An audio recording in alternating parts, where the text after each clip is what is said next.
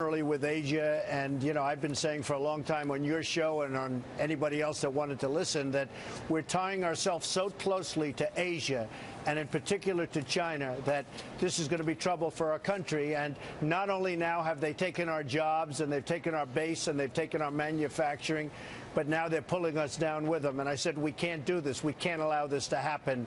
And we have to do a big uncoupling pretty soon before it's too late. I've been saying this for a long time, Bill. Do you have any theory about why the Chinese economy is collapsing? Do you have any knowledge of it at all?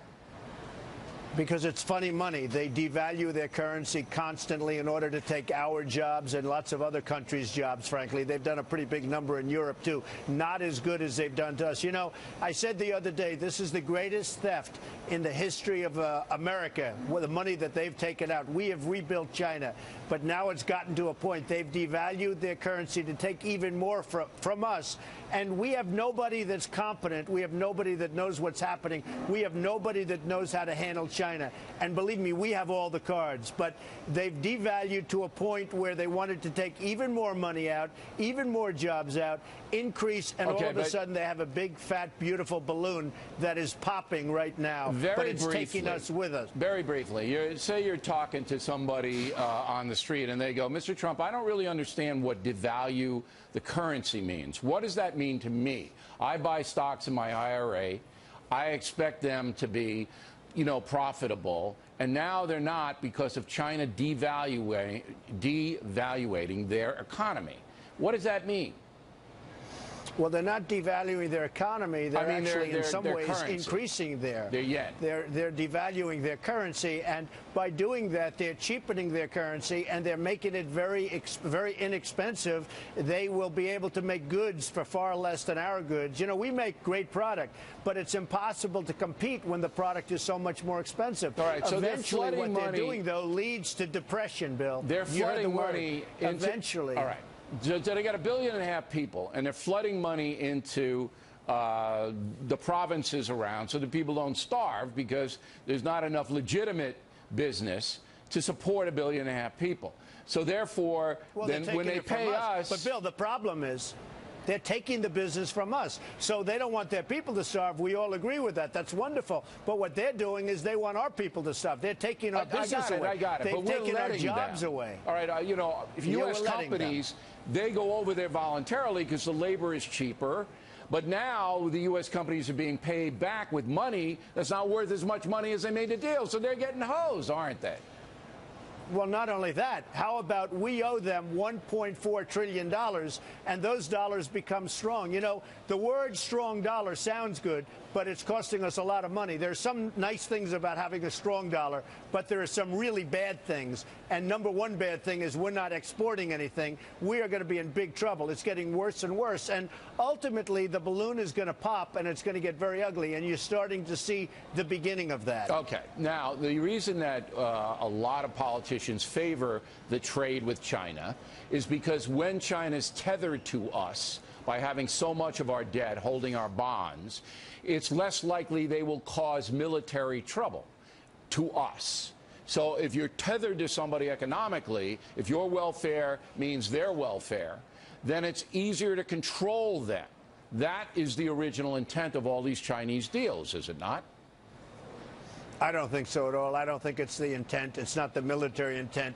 If you look at China with the wars with Japan, Japan would constantly beat them in wars. So I don't think that's the problem. I think the problem that we have is that we have a country that got away with murder for many years. They've built their bridges, their roads, their everything. They've built infrastructure, their airports, like we don't see in this country. Where are we building airports? And look at LaGuardia Airport, look at Kennedy, look at LAX and Los Angeles. They're like third world airports. So you're not buying the fact that keeping your enemy close, I don't believe that. Keeping your enemy close is a good geopolitical strategy. You don't buy that. No, I don't believe that. I don't believe that ever took place. I think that what has happened is China has gone out of its way to devalue. They got away with it. They kept devaluing, and all of a sudden they built this monster, but they've also built a monster bubble. Okay. Two people coming to the United States of note in September. The Pope, okay, and the President of China is coming. A man named Xi Jinping. Do you know Xi Jinping? I never heard of him. I don't know who he is. But he's the president. He's coming over. He's getting a big dinner free at the White House, addressing the UN. If you were president, would you throw him a big dinner? I would not be throwing him a dinner. We've had this conversation. I'd get him a McDonald's hamburger and I'd say, we got to get down to work because you can't continue to devalue. You know, we'll give him a state dinner. And what he's done is sucked all of our jobs, and he's sucked the money right out of our country. U.S. companies do it. They're doing it. So you would be confrontational with the Chinese? You're saying, look, I'm not giving you a dinner. Here's a Big Mac? I mean, really? Is that what you're going to do? I would give him but I'd give him a double, probably a double-sized Big Mac. Look, it's not so much the companies, it's our government that allowed China to do this to us. I don't buy that for a second. Those companies, they go over there because they want as much money as they can. They go to Mexico. Our government lets them do it, but this is a free nation. So if they want to go and do it, you can't stop them. Now, you could punish them. Bill, our government should have stopped China from devaluing. They never even bring them up. It's the number. Of course they can. How? You know how they can? Yeah, how? Very simply. Bill, it's so simple. They put a tariff on Chinese goods. All right, you know, China. Then you got a trade war. All right, then you got to trade. You have to do that, and then you bring it back to normal. You have no choice. You do that. Our government doesn't even. And by the way, China does it to us. Do you think that we sell to China without a tariff? They call it a tariff. I call it a tax. There's no question China's the imbalance. Taxing our goods. There's no question the imbalance. There's a total imbalance. Right. You know what the big imbalance is? Right. Intelligence. Their leaders are intelligent. Ours aren't. We don't know what we're doing. We had to do this, and it should have taken place a long time ago. And you wouldn't have this bubble right now, Bill. Okay, so I'm not going to get Xi Jinping and you together. I was going to take you both out to dinner. I'm not doing that. So I think it might be bloody. I'd get along with him very well. I know. I have great relationships with China and the Chinese. You'd be vacationing in the Yellow Sea with him. I know. All right, now I'm going to hold Mr. Trump over against his will to talk about immigration because Jeb Bush joins us now from his headquarters in New York City. Now, I have a very specific question. I need a specific answer. We all know you want the wall. We all know you want Mexico to pay for it. We all know that. But here's a scenario, okay? Illegal immigrant mother and father living in Los Angeles. 2 children who are American citizens born here. If you're president, do you order authorities to take that family into custody? We have no choice. I'm sorry, Bill. We have to bring them out, and if they're wonderful people, which I'm sure they will be, and we have so many wonderful people, we'll bring them back in an expedited fashion. But we are a land of laws. We have borders. You said it. They're illegal immigrants. They're not supposed to be here. Mexico won't take them. You know, Mexico is the toughest there is almost in the world in terms of getting people to come in. They can't come in. You can't become a citizen of Mexico. They laugh at us. They can't believe the stupidity of the United States. But we have no choice. And we'll bring them back if they've done a good job. We bring them back, Bill. Okay, if they've done a good job, we bring them back. I got the theory, all right? 2 American citizen kids, all right? You got 2 illegal alien parents. They're living in a house, a little house in the east side of Los Angeles. All of a sudden, ICE agents show up, all right, knock on the door and say, you have to come with us, put them in a van, bring them to a detention center. You're willing to do that? Bill, I don't want to do it. I have a bigger heart than anybody running, but we have a country that's totally out of control. We have no laws anymore. We have no order. We don't even know how many people are in here illegally. We have to get a process started. Isn't there a better way than that kind of a confrontation? Bill, let me just tell you something. You're asking me about illegal immigration. If it weren't for me, this whole session, there's all of these people that you're interviewing every night, they wouldn't even be talking about illegal immigration. Listen, it's a huge problem in this country. No doubt about it. And there's I no doubt about that. I took a lot of heat for it. And, Bill, I took a lot of heat for it, especially the first 2 weeks. And now everybody said you had Kate, beautiful Kate, just killed by this person that's disgusting that came here 5 times and probably was pushed over the border 5 times. You have Jamil. You have so many. You have hundreds. The woman the other night, you remember, in Los Angeles, She was raped, sodomized, tortured, and killed. A veteran, 66-year-old woman by an illegal immigrant. We have no choice. Okay, and by the way, but I just think there might be a better way Bill, to do it. I have to finish. Well, wait. But Bill, I have to finish. All right, go. Faster.